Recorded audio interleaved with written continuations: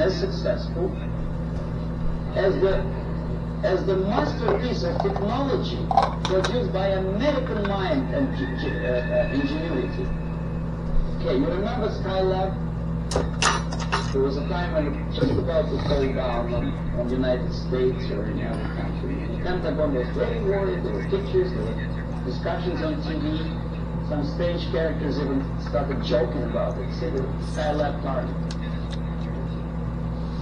A lot of emotions expressed about the failure of United States Skylab.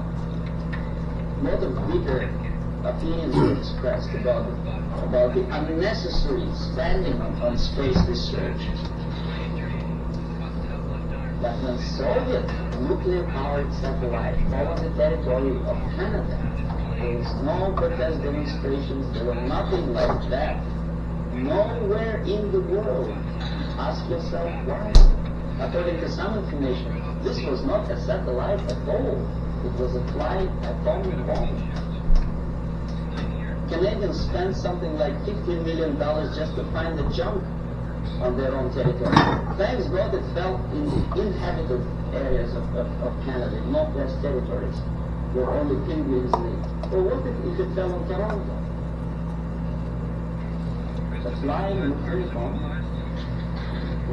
But no protests. Here, Soviet Ambassador Anatoly Dobrynin happily looking at the linking of American and Soviet spacecraft in where? In American ground control center. This is a picture from Time magazine. This is also a picture from Time magazine. Soviet citizens are watching the same moment, linking of spacecraft. Think about it. Compare. Here, happiness.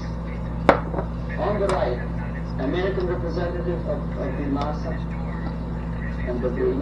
Very happy.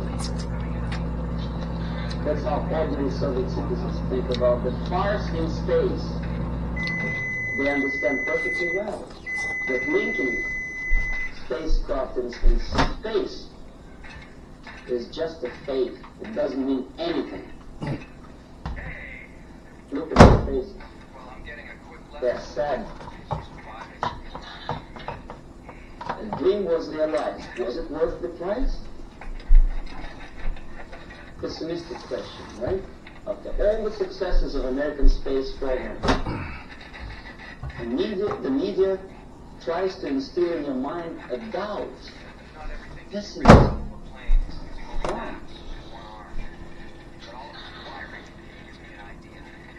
Oh, this is a frog. I don't know how much you know about frogs. I'll tell you that a frog can see a mosquito only if it moves across the area of its vision. If a mosquito quietly sits on a grass blade, the frog doesn't notice it. That's the attitude of American media. They do not notice problem unless it moves, and moves close to Hilton where they station.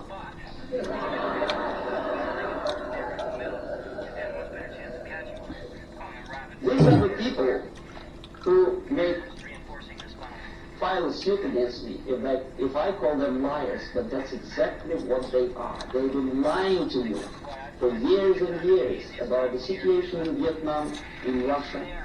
They were selling commercials, bulldozers, and cars. And they sold you a rotten information, disinformation of what happens in the world. They have a vision of fraud, but they look like semi-gods to you. And if I challenge their credibility, probably the people will call me a paranoid or a very nasty person. I know I'm a nasty person, but that's my opinion. I was a person who used to take these people for a ride when I was working for the Soviet side. Okay, if you don't believe me here, that one of the most conservative newspapers, in this particular case it's a Canadian newspaper, the Globe and Mail, editorial page. Nothing special, right? The malaise of liberal democracies, saving Bhutto, former president of Pakistan, hold priority. And then there is another article on the right here. U.S. out to dominate Pacific, Russians claim. Well, obviously somebody's opinion, right? Nothing unusual for an average reader. Russians claim that United States out to dominate Pacific. The idea is that, well, the United States is obviously aggressive and they want to dominate something and Russians are unhappy about it. Somebody says. You read an article and probably you may agree or disagree, but you have a feeling, the message of urgency. The nasty Americans again out to dominate Pacific. Now look who is the author. Alexander Malishkin, Novosti Press Agency. Not a word. Who is Malishkin and what is Novosti Press Agency? An average reader will accept this article as a legitimate, overt expression of an ordinary journalist. It is not an opinion. It's a fabrication by an extension of KGB. Novosti Press Agency is the organization for which I worked for 12 years. This is highest example of dishonesty and disinformation. Just one line more will explain to an average reader what is that he is reading. But alas, there is no explanation. Now this is the monument to Mother Russia in former Stalingrad. Now it is Volgograd. The statue is designed to instill a feeling of patriotism and I don't know what else. Pride maybe for the motherland. These are the pictures of construction, high-rise apartments in Moscow, glorious achievement of Soviet technology, caviar as an average staple food of Russians. These are the minks and furs that Soviet citizens wear. You know, that's how they look when they relax. That nice ladies, you know. You think it's Soviet propaganda? No, comrades. This is also some fashions, latest fashions from Russia, right from Finland, for an average Soviet housewife. Well, obviously, it doesn't take much intelligence to understand that this is not quite true, and obviously it has something to do with the Soviet propaganda. The myths and the realities of the KGB is that you don't see.